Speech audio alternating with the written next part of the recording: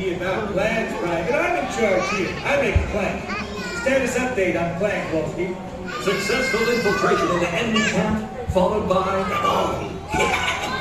In fact, the Penguin's plans were not to blow up the king's hat, but to explain to him that his hats were so beautiful, they should be complimented with clothes. King Julian had never heard of such things as clothes, but he agreed he must have some too.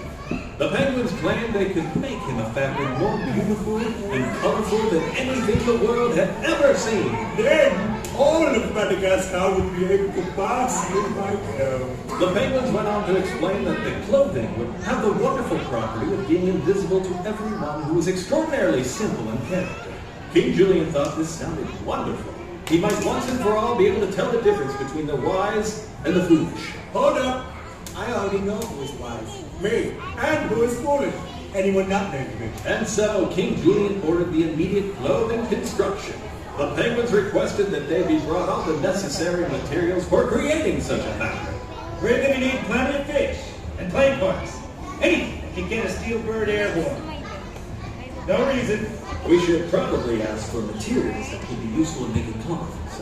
Sidebar question. To escape this war zone, we need a plane, not a new wardrobe. Roger that, sir. But we also need to make them believe we're actually making the Emperor's new clothes. It's deception, sir. If you weren't in my room and smelled better, I'd kiss you. And so, the Penguins were given the finest silks and gold threads in all the land with which to make the clothes, along with some fish and plane parts.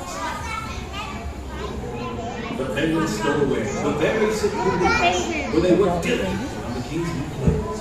Or rather, they pretended to work diligently. The Penguins had no plans on ever making anything for the king, for they simply wanted to fix their plane and escape him on the carpet. Meanwhile, the king met with his most trusted advisors, Mort and Maurice. Go and see if you can find out what is happening with the penguins. Maurice went to see the penguins at work. Maurice stared on at the empty looms in the room, and for the life of him, he could not see anything. But he remembered that this fabric was invisible to someone who was a simple. So, Maurice, what do you think about it? Maurice realized if he reported he saw nothing, he may be thought a fool. And so he explained that it was excellent. And he would tell King Julian, without delay, how beautiful they were.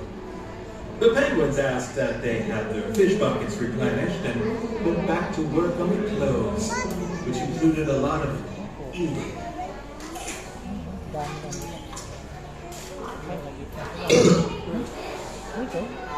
Where is it?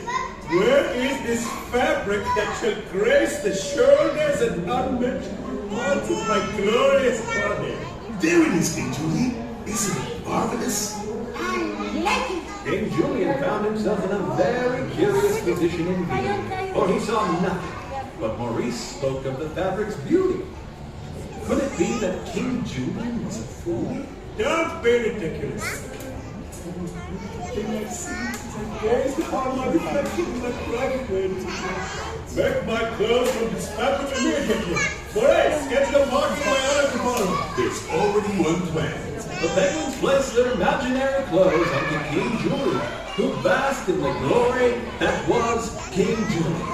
Oh, I like this. Fabric is so lightweight. A bit itchy. Of course, the fabric would not have been itchy, since there were no clothes actually being put on.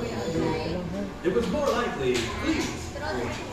I do not have fleas. And with that, the Penguins stole off into the trees. And King Julian walked the jungle of Madagascar while all those around him, wanting to please the king, spoke of how beautiful the Emperor's new clothes were. Until suddenly, a lone voice called out, remarking how the Emperor was, in fact, Naked! He's naked! The Emperor has no clothes! Oh, what dare question my authority and grandeur! it was Mort, for in his innocence and simplicity, Mort was simply unable to pretend the Emperor was wearing anything. Everyone realized Mort was right. The Emperor has no clothes. Even King Julian began to realize he had been duped. But his pride forced him to pretend he knew all along. And the Emperor went back to the business of being King Julian. Okay, everyone, more work!